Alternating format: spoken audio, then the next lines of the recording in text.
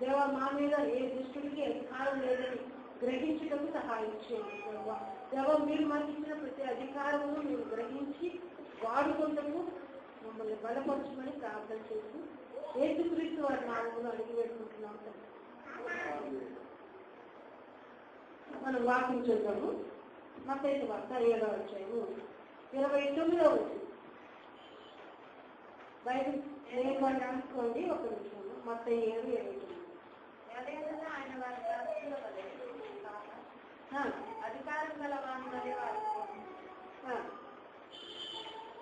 ఇప్పుడు యేసు ప్రభు వారు అప్పటి వరకు బోధించిన బోధకులందరూ అధికారంలో బోధించలేదు. ఎందుకంటే వారికి అధికారం లేదు. శాస్త్రులకు, పరిసయ్యులకు, సద్దూకయ్యులకు, హెరోదీయులకు చివరికి ఎవరికి అధికారం లేదు కాబట్టి వారి అధికారంతో వారు బోధించలేకపోయారు. కానీ యేసు ప్రభు వారు అధికారంతో బోధించారు. ఎందుకంటే ఆయనకి సర్వోపమైన అధికారము ఉన్నది. ఆయనే సృష్టికర్త, ఆయనే సమస్తమైనాడు కనుక ఆయనకు అధికారం ఉంటుంది కనుక ఆయన అధికారంలో బోధించారు. మరి మనల్ని కూడా అధికారంతోనే ఆయన బోధించమని తెలియజేసుకుంటున్నారు. మత్తయి వార్త 10వ అధ్యాయము 1వ వచనం. ఆయన తన 12 మంది శిష్యులను పిలిచి అప్పుడే ప్రార్థనలను వెళ్ళగొట్టారు. ప్రతి విధమైన రోగములు, ప్రతి విధమైన వ్యాధులను స్వస్థపరచటకు వారికి అధికారం. ఫస్ట్ మనం చూస్తే ఇందాక ఫస్ట్ చూసింది ఏంటంటే మీకు చిన్న విషయాలు జ్ఞాపకం చేస్తాము. ఒక వారం దేవుడు మనకి ఏమైనా వాటికి ఇచ్చారంటే మనము రాయవార్యము అంటే క్రీస్తుకి ప్రజలకు క్రీస్తు రాయవార్యము కదా.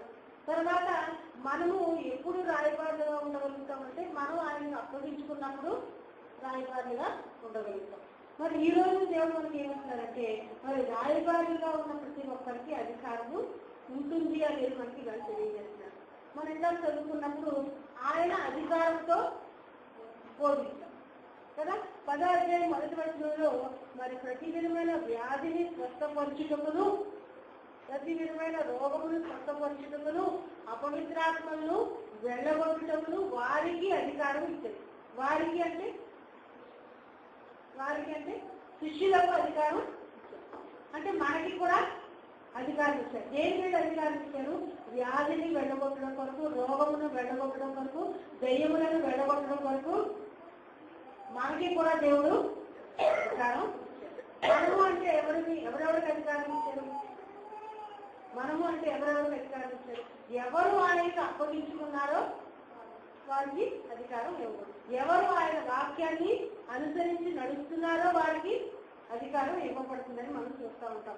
మార్క్స్ వార్త 1వ అధ్యాయము 27వ వచనం తర్వాత 34వ వచనం. అందరూ విస్మయం ఉంది. ఇదేమిటో కొత్త బోధగా ఉన్నది. ఈయన అధికారంతో అపవిత్రాత్మలకు ఆజ్ఞాపించగా అది ఆయనకు లోపరుస్తున్నదని ఎవరితో ఒకరు చెప్పుకుంది. తర్వాత 34వ వచనం. ఆయన నానావిధ రోగముల చేత పీడింపబడిన అనేకులను స్వస్థపరిచి అనేకమైన దెయ్యములను వెళ్ళగొట్టింది. అది తన ఎరగి ఉంటున్నందున ఆయన ఆ దెయ్యములను మాట్లాడలేదు. ఇక్కడ చూస్తుంటే మనము అందరూ అనుకుంటున్నారంట ఇదేమిటో ఇది కొత్త బోధగా ఉంది, ఈ దెయ్యములను అధికారంతో వెళ్ళగొడుతున్నారే అని వాళ్ళందరూ అప్పుడు ఆశ్చర్యపోయారు. ఆయన అనేకమైన దెయ్యములను, అనేకమైన చీకటి శక్తులను ఆయన వెళ్ళగొట్టినట్టుగా అధికారం ఉంది.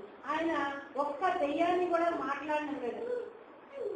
అవి వాటికి ఆయన ఏంటో తెలిసినందున అవి కూడా మాట్లాడలేదు, వాటిని కూడా మాట్లాడడం లేదు. చాలా చోట్ల మనం చూసినట్లయితే ఎన్నో దెయ్యాన్ని వారు వెళ్ళగొట్టారు, కానీ ఒక్క చోట మాత్రమే పేరు అడిగారు. ఇంకెక్కడా ఎవరిని పేరు అడగలేదు. ఒక్క చోట మాత్రమే మీ పేరు ఏంటంటే తేనా అన్నది కదా. అయితే ఇంకా ప్రతిసారి దెయ్యాన్ని వెళ్ళగొట్టినప్పుడు మీ పేరేంటి, ఎక్కడి నుంచి వచ్చాము, ఎందుకు వచ్చాము, ఏంటి స్టోరీ అడగలేదు కదా. ఇప్పుడు ఈ మధ్యకాలంలో చాలా మంది ఏం చేస్తున్నారు, దాని చేత స్టోరీ చెప్పిస్తున్నారు. అది అబద్ధం కదా, అది అబద్ధం. దెయ్యం అంటే ఏంటి, అది అబద్ధం. అది ఇంకొక స్టోరీ చెప్తుంది. అసలు అది ఎవరితో చెప్పదు కానీ దాని స్టోరీ చెప్తుంది. నేను ఒకసారి ఒక దగ్గర ఒక దెయ్యాన్ని వెళ్ళినప్పుడు నేను రవీంద్ర గారు, విజ్ఞానరావు గారు, ఐదు గారు మేము అందరం ఉన్నాం. ఆ రోజు రవీంద్ర అడుగుతున్నాడు దాన్ని, నీ పేరేంటి అని అడిగాడు. నేను తర్వాత పక్కన పిలిచి అన్నాను రవీంద్ర అని.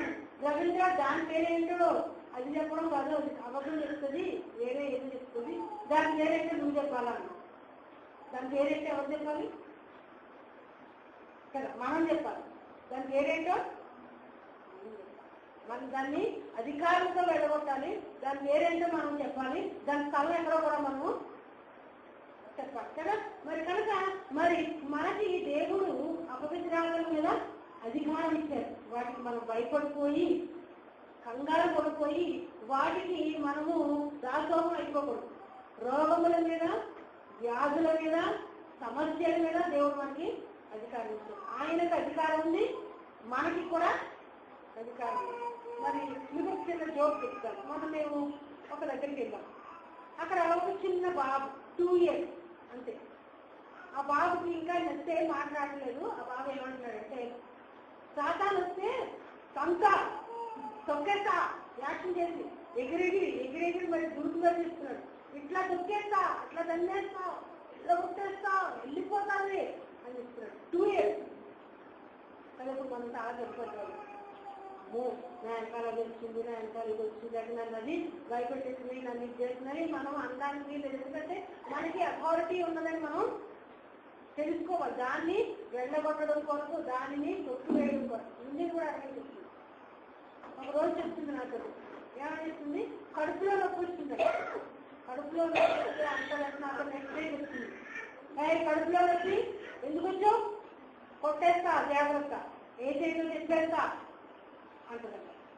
మనం కూడా ఏమంటాము, అమ్మో కడుపులో నొప్పిస్తుందంటాం. కానీ ఏం చెప్పాలి, వ్యాధితో, రోగంతో, దురాత్మలతో మనం ఆ విధంగా చెప్పాలి. మనం భయపడుతున్నాం అనుకో, ఒక్కో మీటర్ నేనంటే చాలా భయం కాబట్టి వీళ్ళకి ఏమన్నా చేయొచ్చు అనేది అనుకుంటుంది కదా. మనమే దానికి ఏమన్నా చెప్తే అప్పుడు అది అయిపోతుంది. ఇక్కడ వాక్యంలో మనం చూసినట్లయితే మరి మనం అది గ్రహించాల్సిన ముఖ్యమైన పాయింట్, దేవుడు సమస్తం మీద అధికారం కలిగి ఉన్నారు. ఆ అధికారం శిష్యుడికి ఇచ్చారు. అపవిత్రాత్మలు వెళ్ళగొట్టుటకును, రోగములను స్వస్థపరచుటకును మీకు నేను అధికారం ఇచ్చాను. కాబట్టి లోకంలోకి వెళ్ళి మనుషులందరికీ సువార్త ప్రకటించి మీకు ఇవ్వబడిన అధికారాన్ని వాడుకోండి.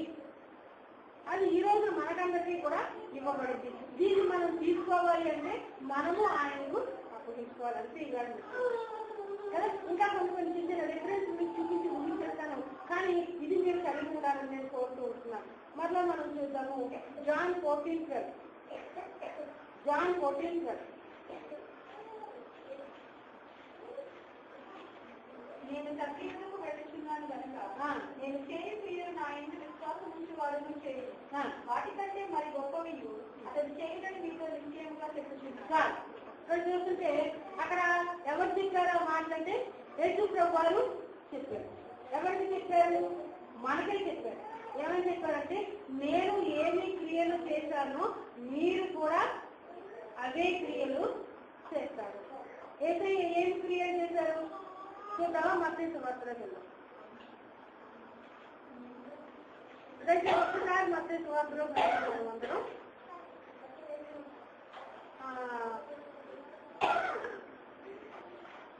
3వ అధ్యాయము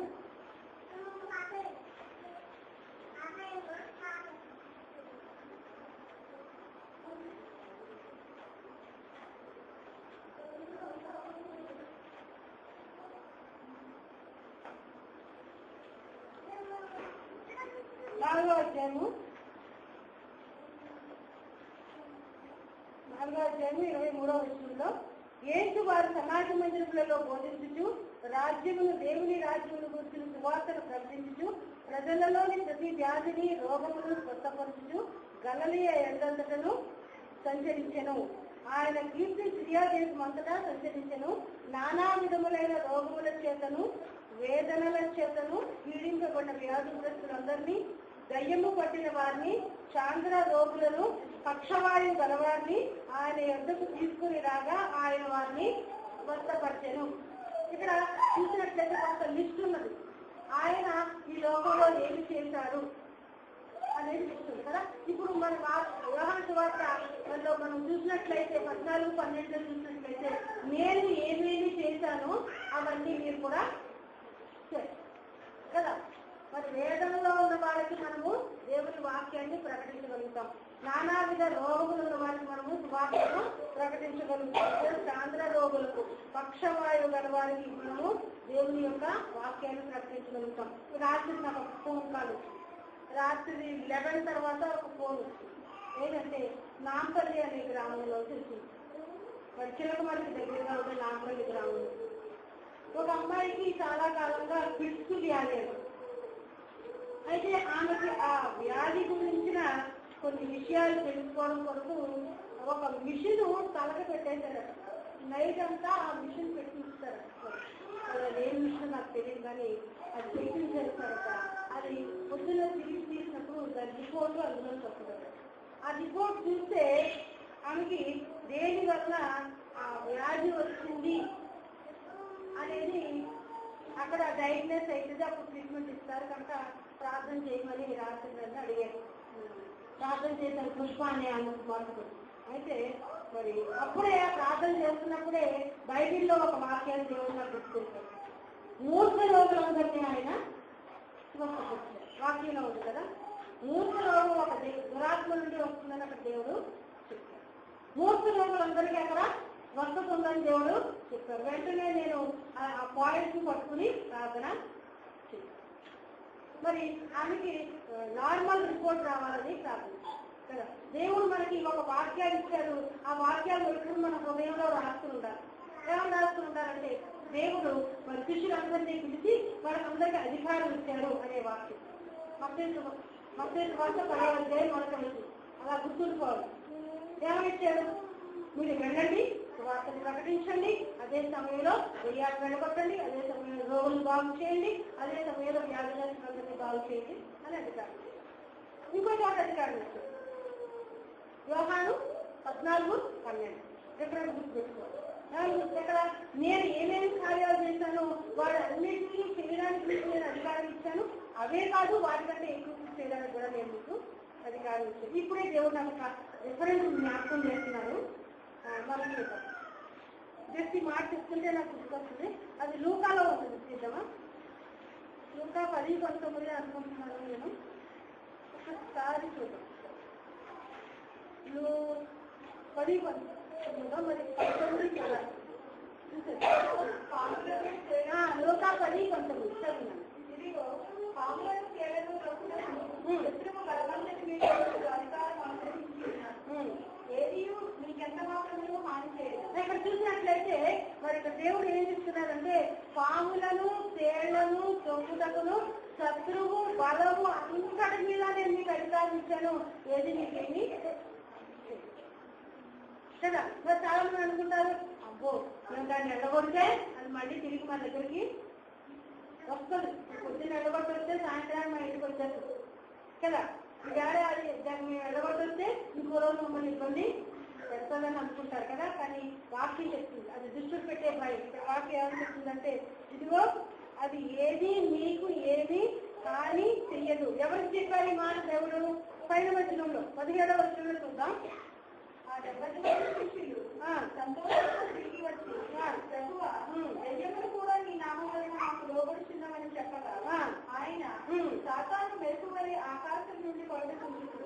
ఇదిగో పాములను, తేళ్లను తొక్కుటకు శత్రువు బలమంతటి మీదను మీకు అధికారం అనుగ్రహించి ఉన్నాను, ఏది మీకు ఎంత మాత్రమే హాని చేయదు. ఇంకా అయినను దెయ్యములు మీకు లోబడుచున్నామని సంతోషింపగా నీ పేర్లు పరలోకమందు రాయబడినవి సంతోషించదని వారితో చెప్పారు.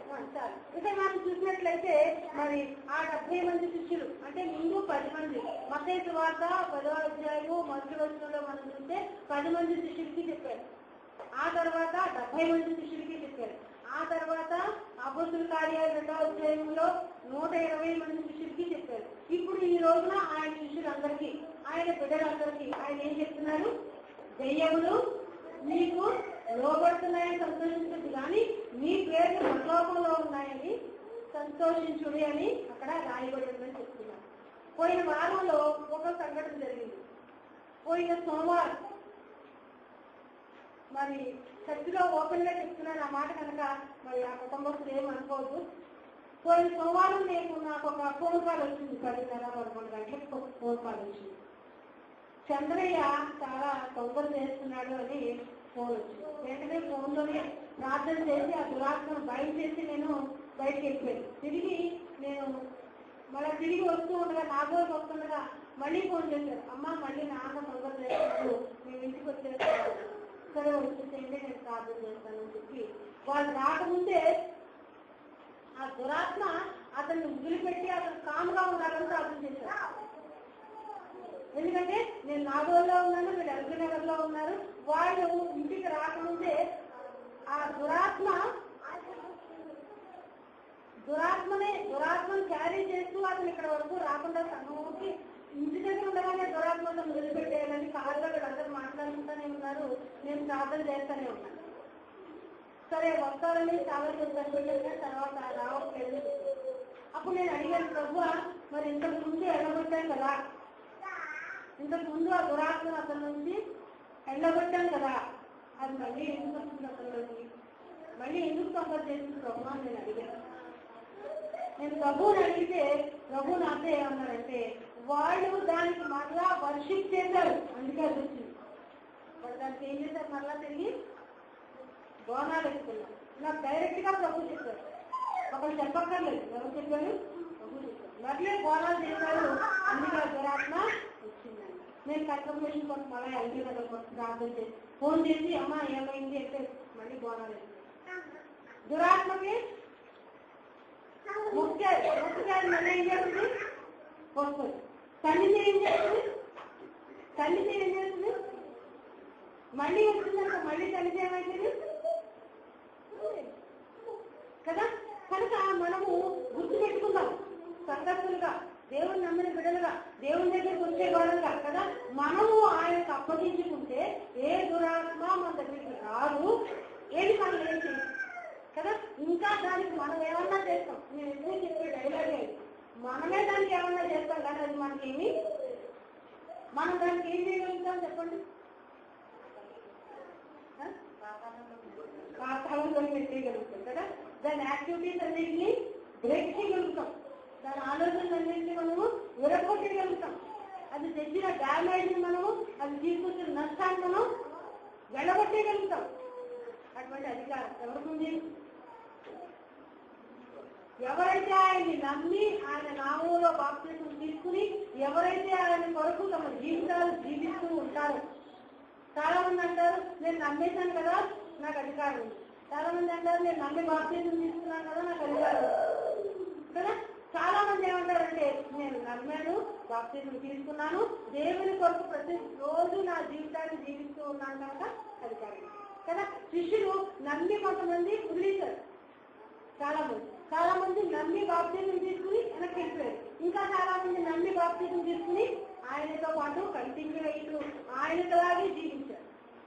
ఎవరైతే ఆయనకి అప్పగించుకుని ఆయనకులాగా జీవిస్తారో అట్టి వారికి అధికారం. అప్పుడు ఆ దురాత్మ మన ఇంట్లో కానీ మన జీవితంలో కానీ ఏ డ్యామేజ్ ని మనకి, దానికి ఎటువంటి రైటు మన మీద లేదు కదా. వాక్యంలో దేవుడు స్పష్టంగా చెప్తున్నారు, పాములను తేళ్లను పట్టుకోండి, ఎత్తి పట్టుకోండి, దాన్ని తొక్కండి, వాటిని నాశనం చేయండి. పాములు తేళ్లు అంటే దురాత్మ కదా, అవి పాకే పురుగులు కాదు, దురాత్మలకు సాదృశ్యం. పాములు తేళ్లు జర్రులు కూడా అవి సాదృశ్యం. వాటిని తొక్కండి. శత్రువుకు ఉన్న బలం, సైతానికి ఎంత బలం ఉంది, ఆ బలం అంతటి మీద దేవుడు మనకి. తర్వాత ఇంకేం చేస్తున్నారు, అది ఎంత మాత్రము నీకేమీ కీడు, దానికి ఏమి రైట్ లేదు కదా, దానికి ఏమీ రైట్ లేదు. దేవుడు పర్మిషన్ ఇస్తే తప్ప అది మన తలవంతుల్లో ఒకటి కూడా చేయలేదు. అవునా కదా, తెలుసు కదా మీకు స్టోరీ తెలుసా? యోగు దగ్గరికి వెళ్ళి నేను పరీక్షిస్తాను, యోగు దగ్గరికి వెళ్ళి పరీక్షిస్తాను, యోగు దగ్గరికి వెళ్ళి పరీక్షిస్తానంటే యోగులో ఏ తప్పు లేదు, ఏ పాపం లేదు, కానీ పరీక్షించడానికి దేవుడు ఒక అవకాశం ఇస్తాడు. ప్రాణం మాత్రం ముట్టద్దన్నాడు కదా. అది ఓడిపోయిందా? యోగు ఓడిపోయాడు. అదే ఓడిపోయింది, సాతానే ఓడిపోయింది కదా. అలాగే మరి ఎంతో మంది దగ్గర పరీక్షించబోయాడు దుష్టుడు, కానీ వాడే ఓడిపోయాడు. దానియేలు దగ్గరికి వెళ్ళాడు, పరీక్షించాడు కదా, వాడే ఓడిపోయాడు. శద్రకు మేషకు అబేద్నెగో దగ్గరికి వెళ్ళాడు, ఓడిపోయాడు కదా. యోసేపు దగ్గరికి వెళ్ళాడు, ఓడిపోయాడు. అవునా కదా. మరి మన దగ్గర కూడా వాడు ఓడిపోతాడు. ఎందుకు ఓడిపోతాడు అంటే మనకి ఏముంది? అధికారం ఉంది కదా. మన దేవుడు సమస్తం మీద అధికారం కలిగి లేదు కదా. దాంట్లో మీకు ఏమన్నా డౌట్ ఉందా అంటే ఎవరికి డౌట్ లేదు. ఆయన ఎలాంటి వాడు? ఆయన సర్వోన్నతుడు. ఆయనే సార్వభౌముడు. ఆయన మించిన ఎవరు లేరు. ఆమ్నిపోటెంట్ కదా. ఆయన ఎవరు సృష్టించలేదు. ఆయన ఎవరు దొంగలాగా తయారు చేయరు. ఆయన ఎవరు గీసి అక్కడ పెట్టలేదు. ఆయనే ఎప్పటి నుంచి ఉన్న గొప్ప దేవుడు ఆయన కదా. మరి అలాంటి గొప్ప దేవుడు, అటువంటి మంచి దేవుడు, మరి ఆయనకున్న అధికారం ఎవరికి ఇచ్చారు? మనకి ఇచ్చారు. సింహానికి ఇచ్చారా? సింహం చాలా బలమైంది కదా. పెద్ద పులికి ఇచ్చారా? ఒక చిన్న మిడతకి ఇచ్చారా? ఇంకా దేవదూతలకు ఇచ్చారా? అధికారం దేవదూతలకు ఇచ్చారా? డౌటా? ఇంకెవరు? దేవదూతలకు అధికారం ఇచ్చారా? ఇచ్చారా అంటే ఎవరు చేయొచ్చండి? దేవదూతలకు కూడా అధికారం వస్తుందని ఎవరు చేయొచ్చండి? వాకింగ్ చూపిస్తాను, మీకు డౌట్ చేయొచ్చండి. హెబ్రీయుల రాసిన పత్రిక 3వ అధ్యాయం మొదటి అధ్యాయం. హెబ్రీయుల రాసిన పత్రిక మొదటి అధ్యాయం.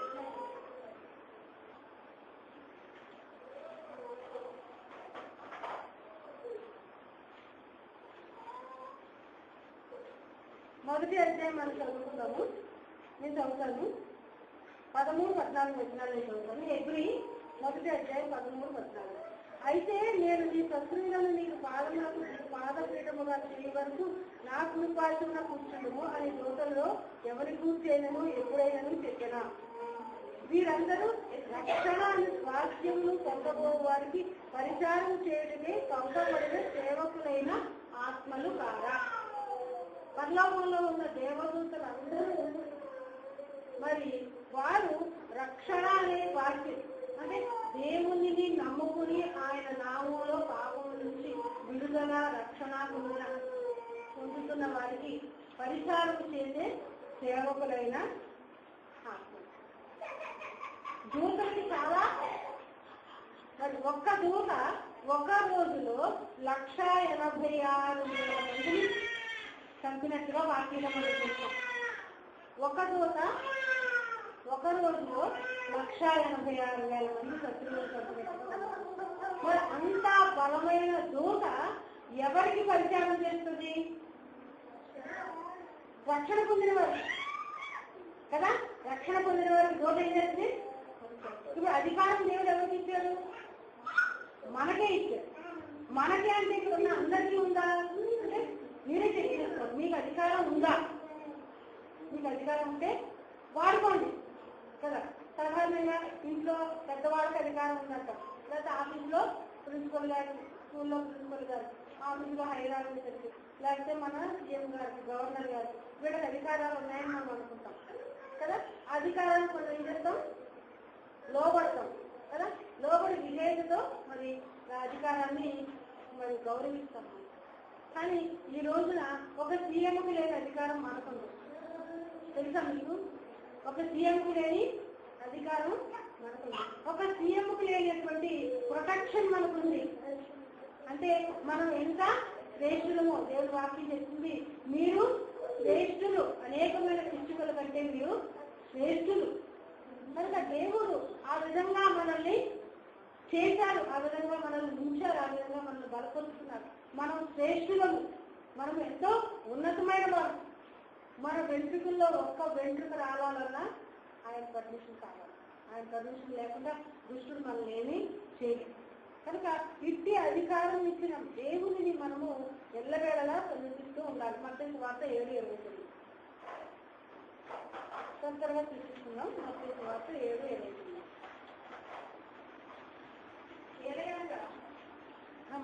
ఆయన వారి శాస్త్రుల వలే కాక అధికారం గల వారి వలే వారికి బోధించారు. చాలు, ఇందాక చూసాం, మళ్ళీ చూస్తున్నాము. శాస్త్రుల వలే కాక అధికారం గల వారిగా ఆయన బోధించారు. ఇప్పుడు ఇంకొక మాటను చూద్దాం. అపోస్తుల కార్యాలు 4:12.